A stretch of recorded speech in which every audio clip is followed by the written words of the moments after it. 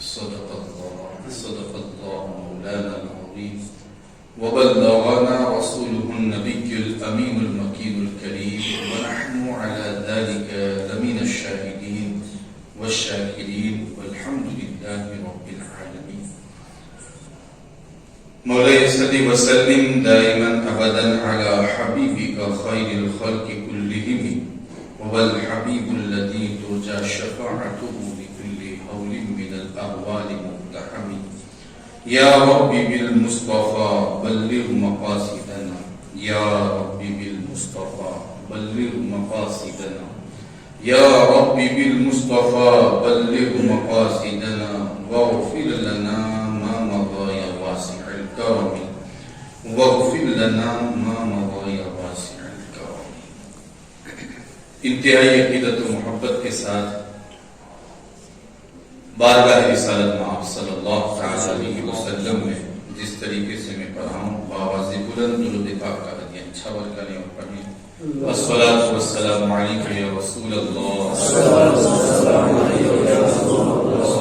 والسلام علیک یا حبیب اللہ وعلی آلک واصحابک یا نور اللہ صلی اللہ تعالی علیہ وسلم. محترم سامعین، آج ہم اور آپ بھروچ کی سرزمین پر مسجد بابا ریحان میں ہونے والے سنی دعوت اسلامی کے ہفتہ واری اجتماع میں شریک ہیں. الحمدللہ آج کا ہمارا یہ اجتماع ایک بہت بڑی شخصیت، ایک بہت بڑے اللہ کے ولی عطائے رسول خواجہ معین الدین حسن چشتی سرزی رضی اللہ تعالی عنہ کی طرف منسوب ہے. اللہ رب العزت اسے قبول فرمائے اور ہمارے لیے اور ہمارے مرحومین کے لیے ذریعہ نجات بنائے.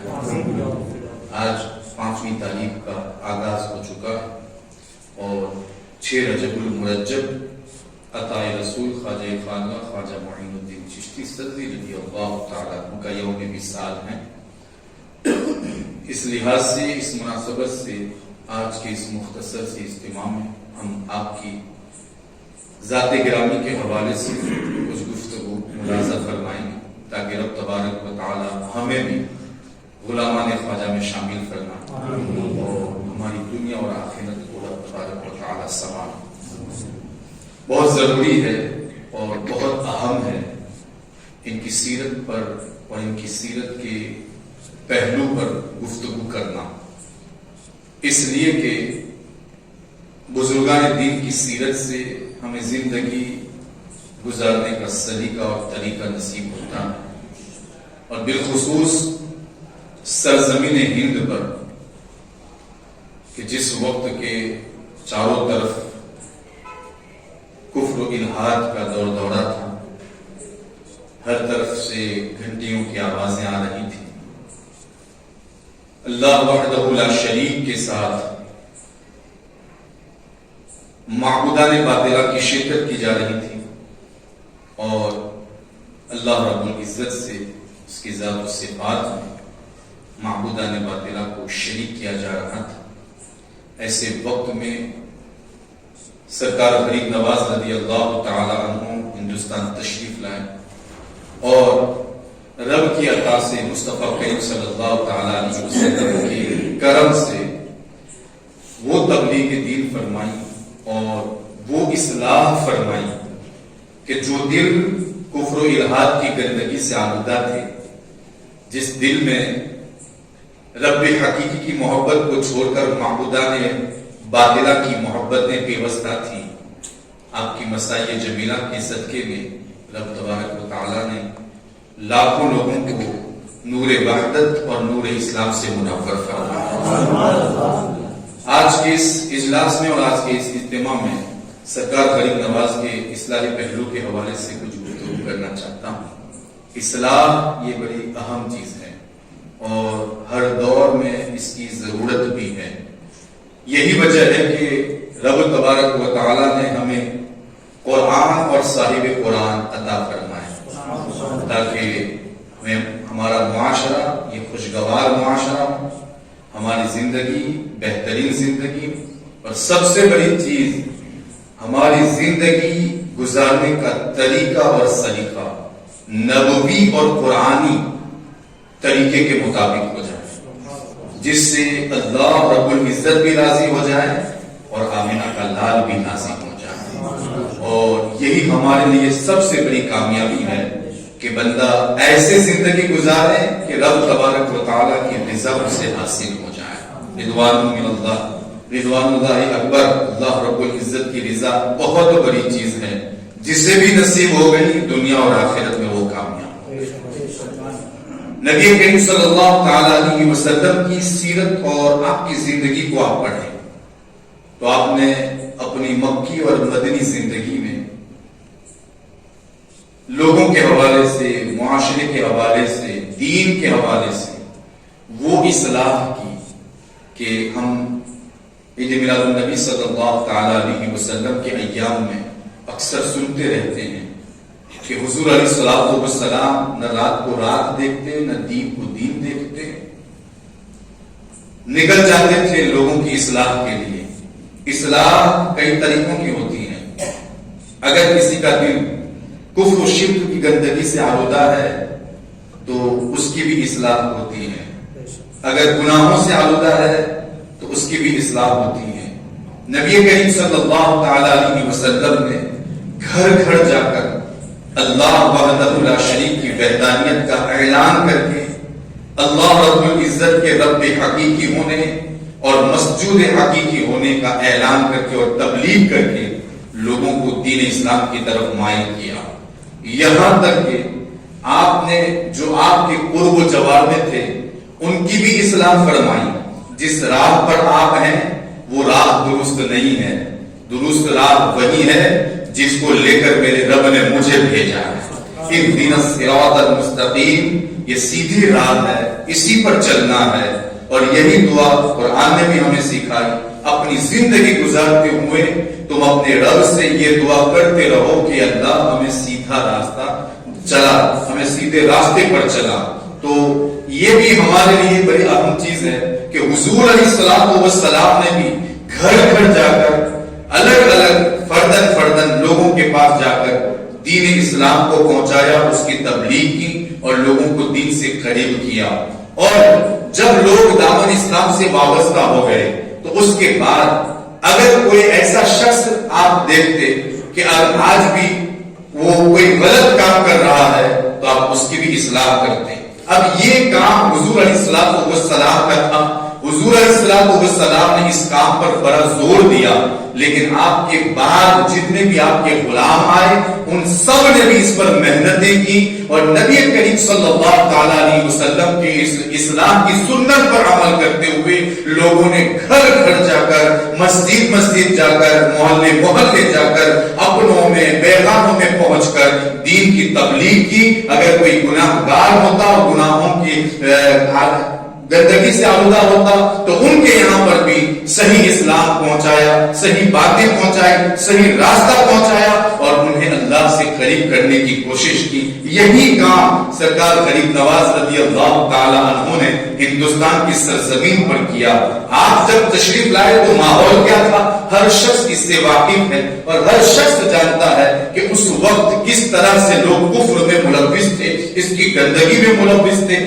کس قدر لوگ شرک کرتے تھے اور دوسرے معبودان باطلہ کے سامنے اپنے سروں کو جھکاتے تھے۔ سرکار غریب نواز تشریف لائے، حالانکہ یہ بات بھی ہے کہ آپ کے آنے سے پہلے بھی گجرات ہے، سندھ ہے اور مختلف دوسرے خطوں میں اسلام آ چکا تھا، لیکن آپ کے آنے کے بعد ہندوستان کی سرزمین پر اسلام کو جو فروغ ہوا اور گناہگاروں کی جو اصلاح ہوئی، ایسا کام کرنے والا کوئی معین الملت والدین کے علاوہ، سرکار غریب نواز کے علاوہ کوئی دور دور تک نظر نہیں آتا۔ آپ کی طرف یہ بات منسوب ہے کہ آپ نے 90 لاکھ لوگوں کو کلمہ پڑھایا، آپ نے خود کلمہ پڑھایا کچھ لوگوں کو، آپ آپ کے چہرے کو دیکھ کر لوگوں نے کلمہ پڑھا، اور ساتھ ہی ساتھ جب آپ سے لوگ قریب ہوئے تو کسی کو اس خطے میں مقیم کر دیا، کسی کو اس خطے پر متعین کر دیا، کسی کو دوسرے جہاں جہاں جس سے ملاقات ہوئی جو قریب ہوا وہ خطہ ان کے سپرد کر دیا گیا، اور پھر وہاں پر ان کے غلاموں نے، جیسے بابا فرید الدین گنج شکر ہے،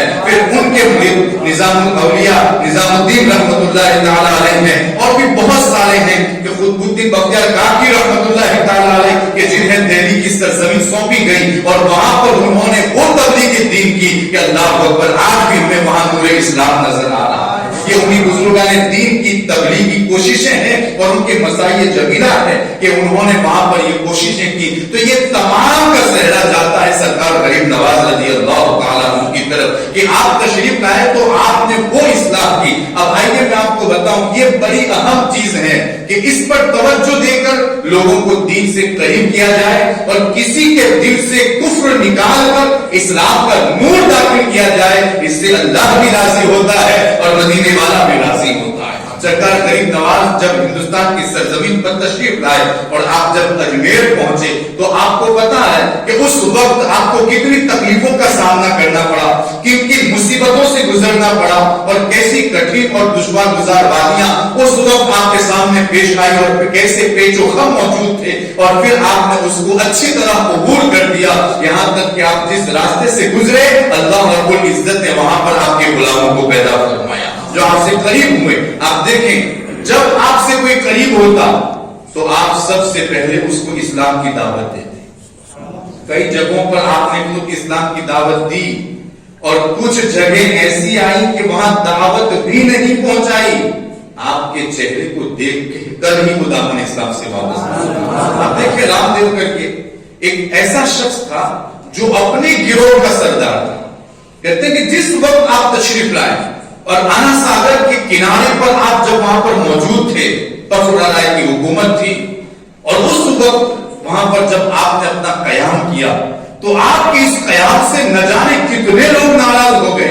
اس میں سے پتھورا رائے بھی تھا، اور ساتھ ہی ساتھ جس کا میں نے ابھی نام لیا رام دیو وہ بھی تھا۔ اس کو یہ بات کھٹکی کہ ایک درویش ہمارے یہاں آیا ہے اور اس طریقے سے وہ کوششیں کر رہا ہے کہ لوگ اس سے قریب ہو رہے ہیں۔ تو کہتے ہیں کہ گروہ انہوں نے تیار کیا، اور اس گروہ کو تیار کرنے کے بعد وہ سرکار غریب نواز کو نقصان پہنچانے کے لیے آپ کے پاس پہنچا تاکہ آپ کو اس سے روکے۔ لیکن جس کو اللہ کے رسول نے یہ جگہ عطا کی ہو اس سے وہ کون چھین سکتا ہے؟ کس کے اندر اتنی ہمت ہے کہ مصطفیٰ جسے کوئی خطہ عطا کر دے، ارے جب ان کے غلام جب کسی کو کوئی خطہ عطا کرتے کوئی اس سے چھیننے کی طاقت نہیں رکھتا، تو جسے مصطفیٰ نے دیا ہو وہ کون چھین سکتا ہے؟ کہتے ہیں کہ جب آنا ساگر پر آپ نے لوگوں کو دین کی دعوت دینا شروع کیا، یہی شخص اپنے گروہ کو لے کر آپ کو نقصان پہنچانے کے لیے وہاں پہنچا۔ اس وقت روایت میں آتا ہے کہ آپ نماز پڑھ رہے تھے، جب آپ نماز سے فارغ ہوئے وہ آ گئے، آپ کو دیکھ رہے کہ وہ عبادت میں مصروف ہے، عبادت کر رہے ہیں، اس وقت آپ کو کوئی نقصان نہیں پہنچایا، اس انتظار میں ہے کہ آپ نماز سے فارغ ہو جائیں، پھر آپ کے ساتھ گفتگو کریں، اور پھر آپ اگر نہ مانیں، اگر یہاں سے اٹھ جائیں تو ٹھیک ہے، اور اگر نہ مانیں تو پھر آپ کے ساتھ کچھ کیا جائے۔ تو کہتے ہیں اس انتظار میں تھے، جب سرکار غریب نواز نماز سے فارغ ہوئے اور سلام پھیرا، جیسے ہی آپ نے سلام پھیرا تو اس گروہ کے سردار کی نظر سرکار غریب نواز پر پڑتی ہے۔ روایت میں آتا ہے کہ آیا تھا تو نقصان پہنچانے، آیا تھا تو مارنے کے لیے، لیکن جب نظر سرکار غریب نواز پر پڑتی ہے اور آپ کی نظر اس کے چہرے پر پڑتی ہے، سرکار غریب نواز کی وہ نظر کیمیا اثر ایسی پڑتی ہے کہ وہ آیا تھا تو مارنے کے لیے خود سرکار کے قدموں میں گرتا ہوا نظر آتا۔ جب وہ قدموں میں گرا، دامن اسلام سے وابستہ ہوا، تو کچھ لوگ جو اس کے ساتھی تھے وہ بھی اس کے ساتھ ساتھ قدموں میں گرے، اور سرکار غریب نواز کے دامن سے وابستہ ہوئے اور دامن اسلام سے وابستہ ہو گئے۔ تو یہ سرکار غریب نواز رضی اللہ تعالیٰ عنہ کی سیرت کا ایک پہلو کہ آپ نے سب سے پہلے لوگوں کو دامن اسلام سے وابستہ کیا، لوگوں کو اسلام سے قریب کیا، لوگوں کو اسلام سمجھایا، لوگوں کو دین سمجھایا، اللہ کی وحدانیت کے حوالے سے گفتگو کی، اور ان کے دلوں میں اسلام کا نور داخل کیا۔ تب جا کر آپ کی طرف یہ باتیں منسوب ہے کہ آپ نے 90 لاکھ لوگوں کو کلمہ طیبہ پڑھایا۔ نبی کریم صلی اللہ تعالی علیہ وسلم کا جو دین آپ جو لائے تھے اور اس کے لیے جو آپ کو بھیجا گیا تھا، آپ نے اس کے حوالے سے مکمل کوششیں کی اور آج وہ روشنی وہ نور الحمدللہ ہمارے گھروں تک پہنچا ہوا ہے. آج ہماری اس مسجد میں جمع ہو کر جو ہم کلمہ طیبہ بھی پڑھ رہے ہیں نا وہ اجمیر والے کا صدقہ. اسی لیے ہم کہتے ہیں محسن اعظم ہندوستان الحمدللہ کہ انہوں نے ہم پر احسان فرمایا اور احسان فرما کر ہمارے پروجوں کو انہوں نے اس کی دعوت دی اور وہ قریب ہوئے اور الحمدللہ آج ہم مسلمان ہیں, کلمہ طیبہ پڑھنے والے ہیں اور انشاءاللہ کلمہ طیبہ پڑھنے والے رہیں گے, دامن اسلام سے وابستہ رہیں گے. ایک بڑا احسان انہوں نے ہم پر فرمایا اور یہی وجہ ہے اٹھتے بیٹھتے اور جب فاتحہ کا موقع آتا ہے ہم ان کی اصالہ ثواب ضرور کرتے ہیں کیونکہ انہوں نے ہم پر بہت بڑا احسان فرمایا. آپ اس کے بعد دیکھ لیں عبداللہ جے پال جوگی کے حوالے سے آپ نے اس کو بھی دامن اسلام سے قریب کیا جو آج بھی بتایا جاتا ہے کہ لوگوں کی خدمت پر معمور ہے, راستہ بھولنے والوں کو راستہ بتاتا ہے. یہ سرکار غریب نواز کی بہت بڑی کرامت بھی ہے. اس کے ساتھ ساتھ آپ دیکھیں بلکہ سرکار غریب نواز نے جہاں عوام کے سامنے اسلام کے حوالے سے دعوتیں پیش کی اور لوگوں کو دامن اسلام سے قریب کیا, وہیں پر آپ نے حضور کی اس سنت پر عمل کرتے ہوئے کہ آپ نے یعنی نبی کریم صلی اللہ علیہ وسلم نے بھی اپنے وقت میں عرب و عجم کے شہروں میں جتنے بھی بادشاہ موجود تھے ان کو دعوت پیش کی تھی. آپ نے سنا ہوگا حضور کی سیرت کے حوالے سے حضرت دہیا کلبی کو ایران بھیجا گیا تھا. اسی طریقے سے اور بھی دوسرے صحابہ ہیں, عبداللہ بن مضافہ سامی ہے, ان کو بھی دوسرے بادشاہ کے یہاں خط بھیجا تھا حضور علیہ السلام نے مہر لگا کر اور پھر ان کو دعوت اسلام پیش کی تھی. اسی نقش قدم پر چلتے ہوئے سرکار غریب نواز نے بٹورہ رائے کو بھی اسلام کی دعوت دی. یہ تو اس کی بدبختی ہے کہ ان کی روحانیت کے غلبے کو دیکھنے کے باوجود بھی وہ دامن اسلام سے وابستہ نہ ہوا بلکہ وہ آپ کا دشمن ہی رہا. یہاں تک کہ آپ نے اس کو کئی مرتبہ کہا اگر تو اسلام قبول کر لیتا ہے تو پھر تیرے لیے نجات ہے, دنیا میں بھی نجات ہے اور آخرت میں بھی تیرے لیے نجات ہے. لیکن وہ بدبختی کی وجہ سے اسلام قبول نہ کر سکا تو پھر آپ نے خود فرمایا میں اگر یہ اسلام نہیں لاتا اور یہ سرکشی کرتا ہے ہمارے خلاف تو پھر ہم اس کو زندہ گرفتار کر کے اسلام کے بادشاہ کو دے دیں گے. اور پھر یہ ہوا جو آپ نے فرمایا تھا. بتانا کہ مقصود سرکار غریب نواز کی اصلاحی پہلو پر آپ غور و فکر کریں کہ انہوں نے یہاں پہنچ کر کس طریقے سے دین کی تبلیغ کی, مصطفیٰ کریم کے دین کو لوگوں تک پہنچایا, اللہ رب العزت کی وحدانیت کے نور کو گھر گھر تک پہنچایا اور الحمدللہ آج اس کی روشنی ہمیں بھی نظر آ رہی ہے اور امید ہے اور انشاءاللہ یقین ہے اللہ کی ذات پر کہ یہی روشنی ہماری نسلوں تک پہنچے. اور صرف یہی نہیں بلکہ سرکار غریب نواز نے ان لوگوں کی بھی اصلاح فرمائی جو مسلمان تو ہوئے تھے لیکن ان کے دل ابھی بھی گناہوں کی طرف مائل تھے, گناہوں کی گندگیوں میں ابھی بھی ملوث تھے. آپ نے ان کی بھی اصلاح فرمائی. اس حوالے سے میں یادگار محمد حاکم سبزوار یہ ایران کا ایک شہر ہے, اس حوالے سے بات کروں اور یہاں پر ایک بات بھی مجھے پہنچانی ہے. کہتے ہیں کہ یادگار محمد یہ سبزوار کا حاکم تھا, یہ کلمہ کو پڑھتا تھا لیکن ابھی بھی اپنے ظلم کا نشانہ لوگوں کو بناتا تھا, لوگوں پر ظلم کرتا اور بالخصوص یہ صحابہ کرام کا دشمن تھا. رجس تھا اس کے دل میں, اس کا دل مائل تھا رافضیت کی طرف. اہل بیت کا تو وہ نام لیتا تھا لیکن وہ صحابہ کا دشمن تھا. تو کہتے ہیں کہ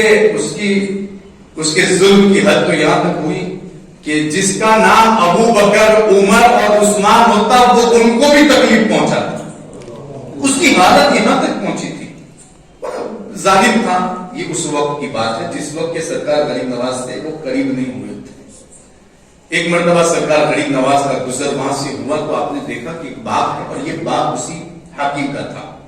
جب آپ اندر تشریف لے گئے تو آپ نے حوض دیکھا, حوض پر پانی دیکھا تو آپ نے وہاں پر غسل کیا اور اس کے بعد وہیں پر آپ نے قیام فرمایا. آپ کے ساتھ جو آپ کے غلام تھے انہوں نے کہا کہ حضور یہ باغ, یہ سبزوار کے حاکم کا باغ ہے, وہ بڑا ظالم ہے, کہیں آپ کو نقصان نہ پہنچائے. اور چونکہ فراش بھی یہاں پر آ چکے ہیں اس کے لیے تیاریاں شروع کر رہے ہیں لوگ, وہ بھی عنقریب یہاں پہنچے گا. آپ سے گزارش ہے، عرض ہے کہ آپ یہاں سے نکل جائیں اور کسی اور جگہ پناہ لیں اور وہاں قیام فرمائیں۔ آپ نے نظر اٹھائی اور کہا کہ اس درخت کے نیچے اس کے سائے میں آرام کرو۔ آپ نے اتنا کہہ دیا، اب اللہ والے جانتے ہیں کہ ہونا کیا ہے۔ اللہ رب العزت نے ان پر بڑا کرم فرمایا، تو کہتے ہیں کہ ان سے کہا گیا کہ اکثر کہ وہ درخت کے نیچے آپ سائے میں آرام کرو۔ اس کے بعد فراش آئے اور فرش بچھانے لگے وہاں پر۔ اب آپ پر نظر پڑی لوگوں کی، لیکن چونکہ آپ کی ہیبت اور آپ کا جلال ایسا تھا کہ آپ کے سامنے وہ اف تک نہ کر سکے اور آپ کو اٹھا نہ سکے، کچھ کہا نہیں۔ اتنے میں یادگار محمد بھی آ گیا۔ جب وہاں پر آیا وہ بیٹھا اور اس کی نظر سرکار غریب نواز کی حرکت پر پڑی۔ اس نے دیکھا کہ میرے باغ میں یہ درویش کیا کر رہے ہیں؟ پوچھا یہ کون ہے؟ کہا کہ فلاں درویش ہے۔ کہا کہ یہ کہاں یہاں کیوں آئے ہیں؟ تو کہتے ہیں کہ انہوں نے یہاں بنا دی ہے، تھوڑی دیر قیام کریں گے اور پھر رخصت ہو جائے۔ کہاں کس کی اجازت سے قیام کیا؟ کہتے ہیں وہ قریب گیا، جب قریب ہوا تو سرکار کی نظر اس پر پڑی تو اسی وقت وہ خود رفتہ ہو گیا، بے ہوش ہو گیا اور پھر وہاں پر وہ گر پڑا۔ تھوڑی دیر کے بعد سرکار نے خود فرمایا اپنے غلام سے، اور سے پانی لاؤ اور اس پر چھڑکو، اور جب پانی لا کر اس پر چھڑکا گیا تو کہتے ہیں اس کے بعد جب اس کو ہوش آیا تو وہ کھڑا ہوا، وہ بیٹھا، اور جب وہ بیٹھا تو میرے سرکار غریب نواز نے خود پوچھا کیا تو نے اپنی گندگی سے توبہ کی؟ جس گناہ میں تو ملوث ہے تو نے اس سے توبہ کی؟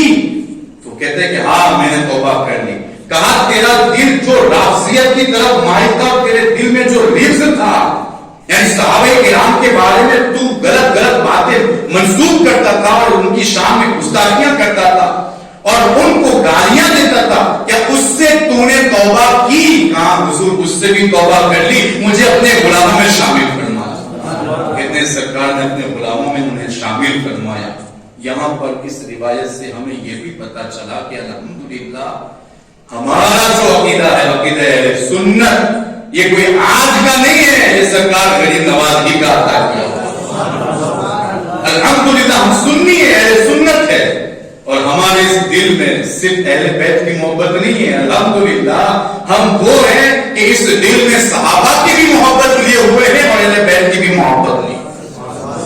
اور سنیوں خوش ہو جاؤ، لوگ کہتے ہیں کہ تمہارے عقیدے ایسے ویسے، الحمدللہ دنگی کی چوٹ پر اس روایت کے ذریعے بھی ہم اعلان کر سکتے ہیں کہ ہاں ہمارا عقیدہ وہی ہے جو سرکار غریب نواز کا عقیدہ۔ اور یہاں پر ان لوگوں کو بھی سبق ملتا ہے جو خانقاہوں سے تعلق رکھتے ہیں اور اپنے آپ کو سید کہتے ہیں، اور پھر جو اہل بیت کی محبت کی آڑ میں جو الفاظ اپنی زبان سے نکالتے ہیں، ذرا وہ بھی سوچیں کہ سرکار غریب نواز کو ابو بکر سے محبت کرے، عمر فاروق سے محبت کرے، باقی صحابہ سے محبت کرے، تو پھر ہم کس کھیت کی مولی ہے کہ ہم اپنی زبان سے سرکار کے صحابہ کے بارے میں زبانیں کھولیں اور ان کی شان میں گستاخیاں کریں۔ یارو سرکار غریب نواز کے دیے ہوئے اس عقیدے پر جم جاؤ اور ہمیشہ کے لیے یہ طے کر لو کہ ہمیں اس دل میں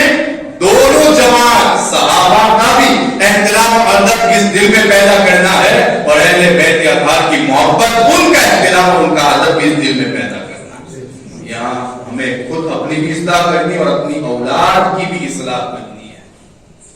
حالانکہ سرکار غریب نواز تو نجیب الطرفین تھے، نجیب الطرفین سید تھے، حسنی اور حسینی،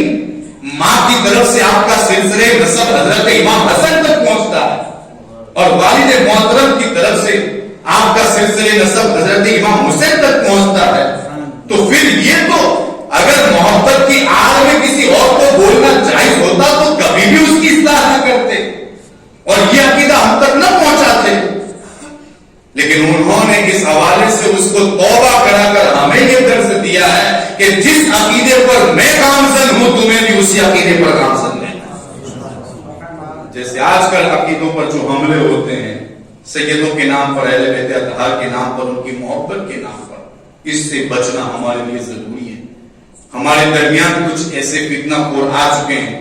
جو ہمیں صحابہ کی محبت سے دور کرنا چاہتے ہیں، اور کچھ ایسے لوگ بھی موجود ہیں جو اہل بیت اطہار کی محبت سے دور کرنا چاہتے ہیں۔ لیکن الحمدللہ میرے رب کا شکر و احسان ہے کہ اللہ رب العزت نے ہمیں اہل سنت سے بنایا ہے، ہمیں سنی بنایا ہے الحمدللہ، اور ہم اہل سنت ہے، اور اہل سنت وہ ہیں کہ ان کے دلوں میں صحابہ کی بھی محبت ہے اور اہل بیت اطہار کی بھی محبت ہے۔ اسی طریقے سے میں آپ کو بتاؤں، سرکار غریب نواز ہمیشہ یہ سفر کرتے رہے اور یہاں تک پہنچے، اور انہوں نے دوسرے اسفار بھی کیے، سمرقند و بخارا اور اس علاقے کے جتنے بھی خلد و جوار کے شہر تھے، بلاد تھے، وہاں پر آپ نے سفر کیا، اور جہاں جہاں آپ نے کوئی ایسی بات دیکھی جو اصلاح طلب ہے اور اصلاح مقصود ہے، وہاں پر آپ نے سب کی اصلاح فرمائی، اور آپ نے اصلاح کر کے ان کو دین سے مزید قریب کر دیا اور رب کی رحمتوں سے مزید قریب کر دیا۔ اب یہاں پر میں آپ کو ایک بات یہ بھی بتانا چاہتا ہوں کہ آپ جب وہاں سے سبزوار سے روانہ ہوئے، دیکھیں ایک بات یہ یاد رکھیں، ہمارے بزرگان دین فرماتے ہیں جب کسی کے مزار پر آپ حاضری دیں، کسی ولی کی بارگاہ میں حاضری دیں، تو آپ اس بات کو دیکھیں کہ اس ولی کی ولادت کہاں ہوئی ہے اور ان کا مزار کہاں۔ جیسے سرکار غریب نواز، سرکار بابا رحمہ، سرکار پیر چھتر، اس طریقے سے جتنے بھی بزرگان دین، سرکار غریب نواز کو آپ دیکھ لیں، سستان میں آپ کی پیدائش ہوئی، اور آپ کا مزار کہاں؟ اجمیر شریف۔ کتنا فاصلہ ہے؟ 2500 کلومیٹر کا فاصلہ ہے۔ وہاں ان کی پیدائش اور مزار شریف کہاں پر؟ یہ سفر، اتنا لمبا سفر انہوں نے کیوں کیا، کس لیے کیا تھا؟ تو اس سفر کے حوالے سے دو باتیں ہمیں اچھی طرح معلوم ہوتی ہیں کہ جتنے بھی سفر انہوں نے کیے، اور یہ سفر آج کے سفروں کی طرح نہیں، یہ کار، یہ گاڑیاں، یہ تو 1850 میں بنی اور آپ کے بعد وجود میں آئی۔ انہوں نے تو اس وقت سفر کیے جب راستے میں نشیب و فراز تھا، پیچ و خم تھے، جنگلات تھے، صحرا تھے، اسے عبور کرتے ہوئے دور دراز تک پہنچے دو چیزوں کے لیے، ایک طلب علم کے لیے، اور اس علم کو حاصل کرنے کے بعد اس علم کو پھیلانے کے لیے۔ کہیں پر بھی آپ جائیں دیکھیں بزرگان دین کے جو سفر ہمیں ملتے ہیں ان کی سیرت میں، لمبے لمبے سفر، اصل مقصد ان کا یہی ہے، بنیادی مقصد کہ انہوں نے طلب علم کے لیے سفر کیا، اور پھر جب اللہ کی طرف سے انہیں اشارات ملے تو پھر وہ وہاں سے نکلے اور سفر کرتے کرتے دور دراز تک پہنچے، یہاں تک کہ اصلاح کرتے کرتے کرتے وہاں پہنچے جہاں ان کی آخری آرام گاہ ہے۔ سرکار غریب نواز اتنے دور سے چلے، اجمیر پہنچے، اور وہاں پہنچ کر لوگوں کے دلوں میں اسلام کا نور داخل کیا۔ تو یہ ہمارے لیے ضروری ہے کہ ہم وہاں پر پہنچ کر دیکھیں کہ ان کی پیدائش کہاں ہوئی ہے اور وہ ابھی آرام کہاں کر رہے ہیں، اور پھر دیکھیں کہ اتنا لمبا سفر انہوں نے جو کیا وہ صرف طلب علم کے لیے اور علم کو پھیلانے کے، لوگوں کی اصلاح کے لیے، لوگوں کی رشد و ہدایت کے لیے انہوں نے اتنا لمبا سفر کیا۔ جب آپ سبزوار سے روانہ ہوئے تو آپ بلخ پہنچے۔ اب جب وہاں پر بلخ پہنچے نا تو بلخ میں ایک مولانا حکیم ضیاء الدین وہاں موجود تھے۔ آپ ہمیشہ علم تصوف کے حوالے سے اپنی زبان سے نازیبہ الفاظ بولتے تھے، اور آپ کو علم فلسفہ سے بڑی محبت تھی، اور اس کی وجہ سے آپ صوفیوں کے حوالے سے بھی بڑی بڑی باتیں بتاتے تھے، لوگوں کے سامنے بیان کرتے تھے۔ ہوا یہ کہ اتفاق سے آپ کا گزر اسی شہر سے ہوا، سرکار غریب نواز کا، جہاں پر مولانا حکیم ضیاء الدین درس دیتے تھے۔ ایک جگہ آپ رکے تو چونکہ بھوک کا احساس ہوا، آپ نے حکم دیا کہ شکار کیا جائے۔ جب آپ نے شکار کیا تو اپنے غلام سے کہا کہ آپ اس کھانا تیار کریں۔ جب کھانا تیار ہو رہا تھا اور آپ اس وقت نماز میں مصروف ہو گئے، یارو یہ بھی بڑا اہم درس ہے۔ ادھر کھانا تیار ہو رہا ہے، وقت ملا تھوڑا سا بھی، اللہ رب العزت کی عبادت کے لیے کھڑے۔ ہمیں کچھ نہیں، ہمارے پاس اتنی مصروفیت نہیں ہے، ہم تو صرف موبائل کو لے کر بیٹھے رہتے ہیں اور اپنے بچوں کے ساتھ گپ شپ میں لگے رہتے ہیں، گھر والوں کے ساتھ گپ شپ میں لگے، اور اتنے مصروف ہے کہ نفل تو نفل فرض بھی ادا نہیں کر پاتے۔ ان کا معمول یہ تھا، اتنا وقت ملا نماز کے لیے کھڑے ہو گئے۔ اتفاق سے حکیم ضیاء الدین صاحب کا گزر بھی وہاں سے ہوا، اور ان کی نظر سرکار غریب نواز پر پڑی کہ آپ نماز پڑھ رہے تھے اور دوسری طرف کھانا تیار ہو رہا ہے۔ کہا کہ دیکھیں موقع اچھا ہے، مجھ کو بھی بھوک کا احساس ہے، اجازت سے ہم بھی ان کے ساتھ شریک ہو جائیں گے۔ تو کہتے ہیں وہ بھی قریب ہوئے اور وہاں پر انہوں نے قیام کیا. یہاں سرکار غریب نواز نماز سے فارغ ہوئے تو چونکہ حکیم ضیاء الدین وہ چونکہ صوفیوں سے محبت کرنے والے نہیں تھے, وہ قریب ہوئے اور آپ نے سلام کہا. اور اس کے بعد چونکہ اس وقت یہ معمول تھا کہ آپ کے جو بزرگ جس علاقے سے آتے ان کے قدموں کو بوسہ دیا جاتا, لیکن انہوں نے کس وجہ سے بوسہ نہ دیا اس کا کوئی ذکر نہیں, لیکن آپ نے بوسہ نہ دیا, بیٹھ کر گفتگو ہوئی یہاں تک کہ کھانا بھی تیار ہو گیا. کھانا تیار ہوا اور غلام جب لے کر آئے تو آپ نے سرکار غریب نواز نے کہا کہ قریب ہو جائیں, اور جب قریب ہوئے تو آپ نے اس شکار میں سے ایک رام کو توڑ کر اپنے ہاتھ سے انہیں عطا فرمایا. آپ اسے کھائیں. یارو کبھی کبھی ہم کہتے نا کہ تبرک بڑا کام کر جاتا ہے, یہی چیز ہے. بزرگان دین کی طرف سے ملنے والے تبرکات اگر سچے دل سے, سچی نیت سے, اخلاص کے ساتھ اگر کوئی کھاتا ہے نا, اللہ رب العزت آج بھی اس فیض کو جاری رکھتا ہے اور آج بھی ہمارے دلوں سے کدورتیں دور ہو جاتی ہیں, بیماریاں دور ہوتی ہیں. کہتے ہیں کہ اس وقت جب آپ کو ران دی اور اس میں سے انہوں نے توڑ کر کھایا, کھانا کیا تھا, آپ کا دیا ہوا وہ اثر کر گیا کہ آپ کے دل سے ظلمت فلسفیانہ دور ہو گئی. فلسفہ کی جو محبت آپ کے دل میں تھی اور اس کی تاریکی کی وجہ سے آپ جو بھٹک رہے تھے اور علم تصوف کے حوالے سے اور صوفیوں کے حوالے سے اور علم صوفیہ کے حوالے سے آپ جو باتیں کر رہے تھے, اس حوالے سے جتنی بھی کدورت تھی ایک ہی لقمے میں اللہ رب العزت نے اسے دور فرمایا. پھر اس کے بعد جب آپ نے یہ کھایا تو کہتے ہیں کہ آپ اس وقت از خود رفتہ ہو گئے, بے ہوش ہو گئے, گر پڑے, آپ کو ہوش نہ رہا. اور جب آپ پھر ہوش میں آئے, اور روایت میں آتا ہے کہ ہوش میں آنے سے پہلے ہی سرکار غریب نواز نے اپنا لقمہ نکال کر ان کے منہ میں دیا. جب ان کے منہ میں پہنچا تو پھر وہ کھڑے ہوئے اور پھر آپ نے پوچھا اب بتاؤ تمہارے دل کی کیفیت کیا ہے. کہا حضور وہ تاریکی چھٹ گئی اور علم صوفیت کے حوالے سے, علم تصوف کے حوالے سے اور اسلام کے نور وحدت کے حوالے سے الحمدللہ اب مجھے بہت زیادہ روشنی نظر آ رہی.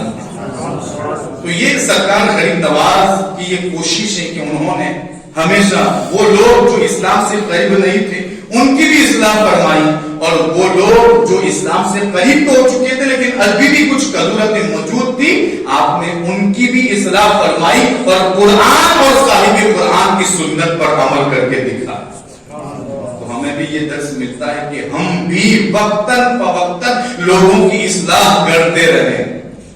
اصلاح کے طریقے سے, اصلاح کی نیت سے. علماء کو خاص کر کے یہ سبق دیا جاتا ہے جہاں کہیں پر بھی آپ کو ایسی کدورتیں نظر آئے آپ کوشش کریں اپنی بساط کے مطابق کہ آپ وہاں پر اصلاح کرنے کی کوشش کریں. اور صرف یہ علماء کا کام نہیں ہے,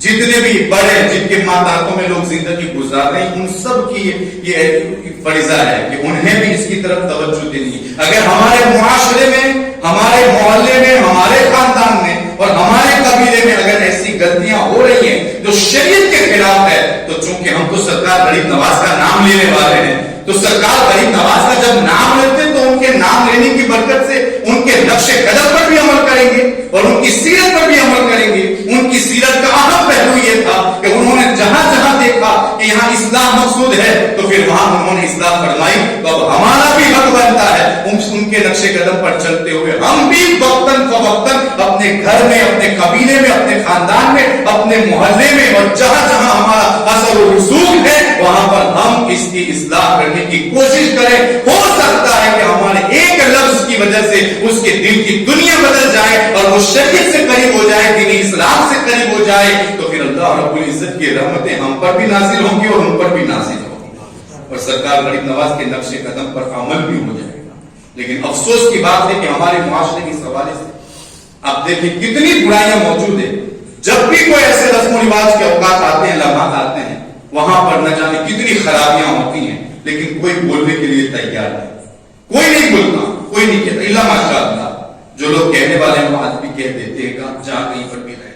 لیکن بہت ساری جگہوں پر دیکھا جاتا ہے وہ خود وہاں پر موجود ہوتے ہیں, بلکہ اب تو حالت یہ ہے کہ اس کو برا بھی نہیں جانا جاتا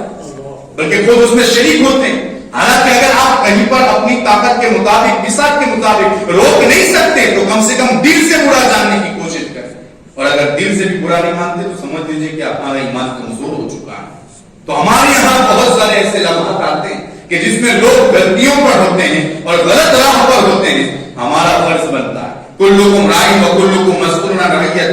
ہر شخص سے پوچھا جائے گا میں نے تو تمہیں گھر کا حاکم بنایا تھا، قبیلے کا حاکم بنایا تھا، میں نے تو تمہیں یہ صلاحیت عطا کی تھی، تم نے اس صلاحیت کا حق کیسے ادا کیا؟ تم بڑے بنے تھے اپنے قبیلے میں، جب آپس کا کوئی معاملہ ہوتا تو بڑے بنتے تھے، دین کا معاملہ آتا تھا تم کتنے بڑے بنے؟ اس حوالے سے ہم سے پوچھا جائے گا۔ یارو سرکار غریب نواز نے اپنی زندگی میں اس حوالے سے ہمیں یہ درس دیا ہے کہ ہم بھی اصلاح کے معاملے میں پیش رہیں، آگے رہیں، جہاں کہیں پر بھی ہمیں کوئی غلطی نظر آئے ہم اس کی اصلاح کی کوشش کریں، جیسے کہ مصطفیٰ کریم نے ہمیں درس دیا ہے۔ اللہ رب العزت سرکار غریب نواز کے صدقے میں ہمیں اس پہلو پر عمل کرنے کی توفیق عطا فرمائے اور ہمیں بھی جہاں جہاں ہم غلطیاں دیکھیں اصلاح کرنے کی توفیق عطا فرمائے۔ استغفر اللہ ربی من کل ذنب واتوب الیہ وما علیہ الا البلاغ۔ السلام علیکم و رحمۃ اللہ۔